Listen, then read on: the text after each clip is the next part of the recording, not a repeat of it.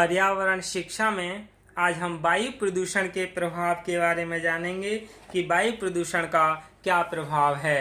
Effect of air pollution.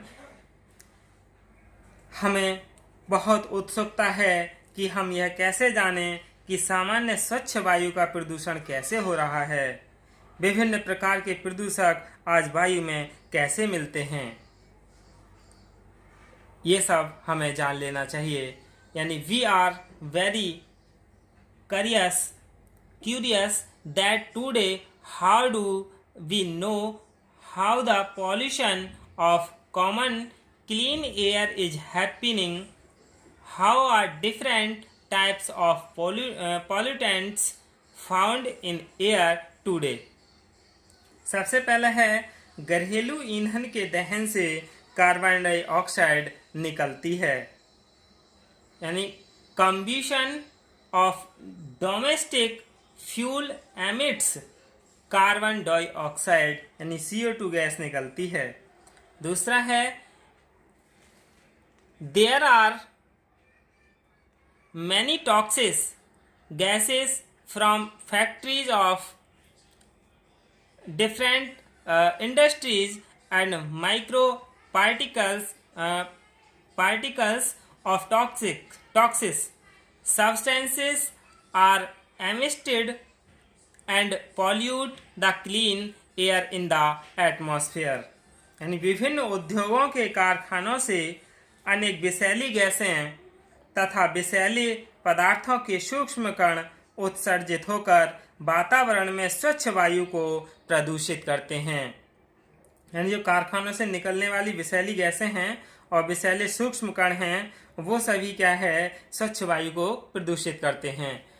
तीसरा है तापीय ऊर्जा उत्पादन संयंत्र से, यानी थर्मल पावर प्लैनेट से निकलने वाली राख यानी फ्लाई आश कई किलोमीटर तक आसमान में बहकर छा जाती है।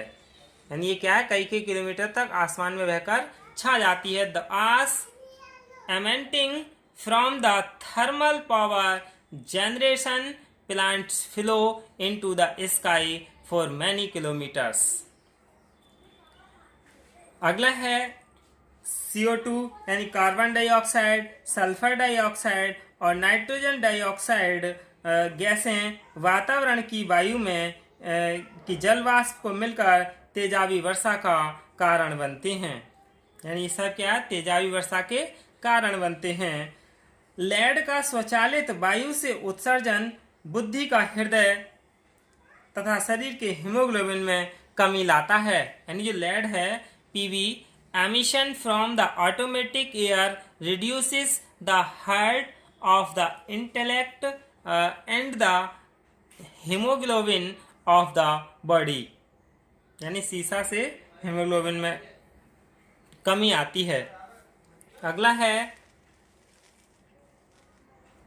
Reduction in agricultural yield due to air pollution leads to depletion of fruits growers which is essential for human consumption. यानी विविध खनन प्रक्रिया में होने वाले विस्फोट यानी ब्लास्टिंग, तोड़ने यानी क्रशिंग यानी वायु प्रदूषण के कारण कृषि उपज में कमी, फल उत्पादों का ह्रास होता है जो मानव मात्र के लिए आवश्यक है। विच डिस्ट्रक्शन यानी destruction of emotions, painting of building materials, paints, dyeing, distinction of decoration are all due to air pollution। यानी जो मकान हैं, भवनों का विनाश, निर्माण सामग्री का क्षय, पुताई रंगाई, साज सज्जा का विघटन सभी वायु प्रदूषण के कारण हैं। यानी ये सभी क्या हैं, वायु प्रदूषण के कारण हैं। विषैली व अन्य गैसों तथा सूक्ष्म कणों के मिश्रण से स्मोग की यानी जो धुआं है, स्मॉग की संभावना रहती है, जिससे अनेक लोगों की सांस घुटने से मौत संभव है। पूर्व में ऐसी घटनाएं बहुत हुई हैं।